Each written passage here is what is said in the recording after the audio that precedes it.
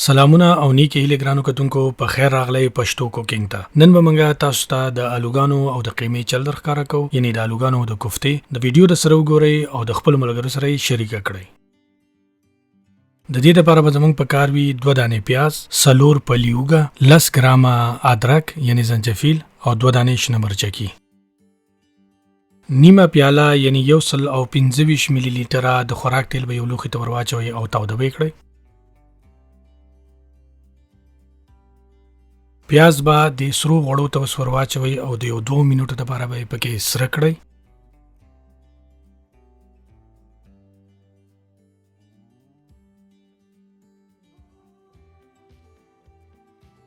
اوږه او ادرک به تاسو دغسې ټکولي دا به ورته ور واچوئ او تر هغه وخته پورې به یې پکې سره کړئ چې د پیازو دا رنګ بدل شي.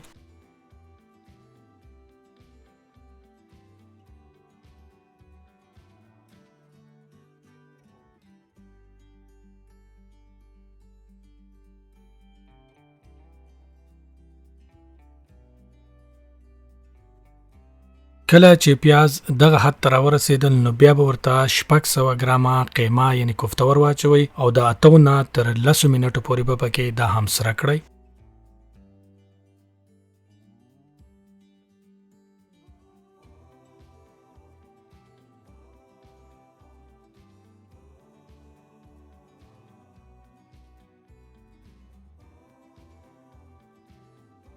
یوه وړه قاشوغه وچه ټکېدلې دڼیا ور واچوئ.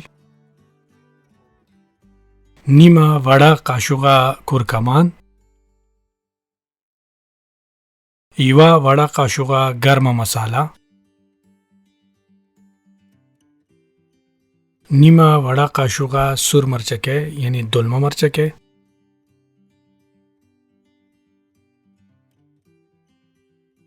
نیمه وړه قاشوغه تور مرچکی پودر،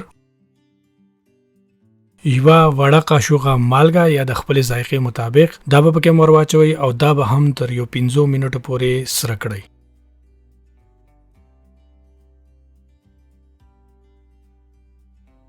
اوس به ورته 3 غټې قاشوغې ماسته ور واچو او دا به پکې هم تر 15 منټو پورې سره کړو.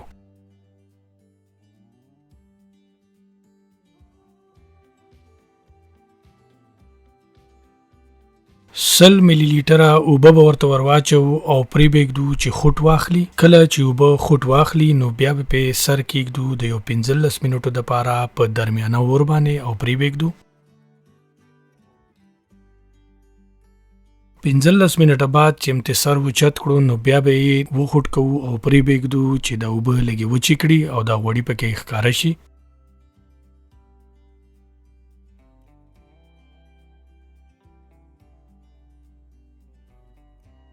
اوس به ورته 2 دانې ټماټر یعنی رومیان دغسې پرېښ شوي ور واچو او 4 غټې قاشوغې د ټماټرو روب به ور واچو او ښه به یې پکې ګډ وډ کړو، مکس به یې کړو.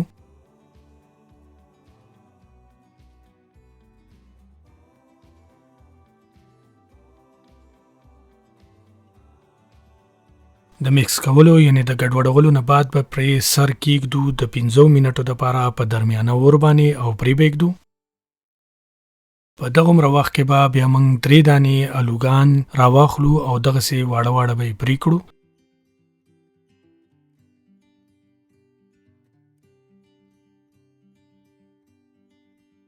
سر مو چې تی اوچت کړو نو بیا به پسې اور تیز کړو او د 15 منټو دپاره به یې پکې ښه وخوټ کوو چې د اوبه لږې وچې کړي.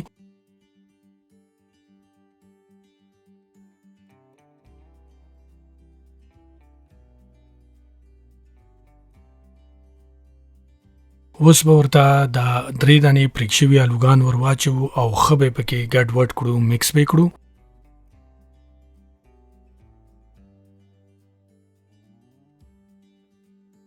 اوس به ورته 200 ملي لیټره اوبه ور واچو او پرې به یې ږدو چې وخوټ کېږي.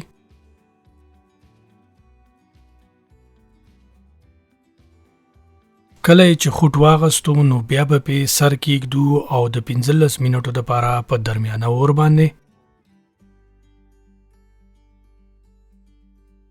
15 منټه بعد به ستاسو الوګان دغومره نرم شوي یعنی پاخه شوي وي. کو نو پاخه شوي نو بیا پرې سر کېږدئ او د یو 15 منټو دپاره نور په کم اور باندې پرېږدئ.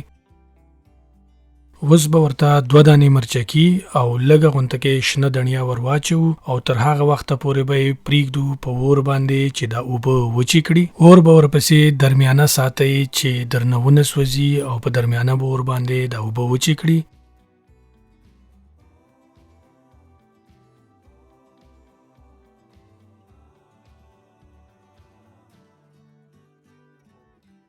اوس دا د زمون قیمه تیاره شوله. نو اوس به پرې د ادرکو یعنی د زنجفیلو یو څو دغه شاندې ټوټې موږ پرې کړي دا به په سر ور واچوئ. نو دغه شوله زمونږ د الوګانو او د قیمې یعنی د الوګانو د کوفتې ویډیو که ویډیو هم خوښه شوي وي نو د ملګرو سره یې شریکه کړئ. د دې سره اوس تاسو نه اجازت غواړو د بلې ویډیو پورې. د الله په امان.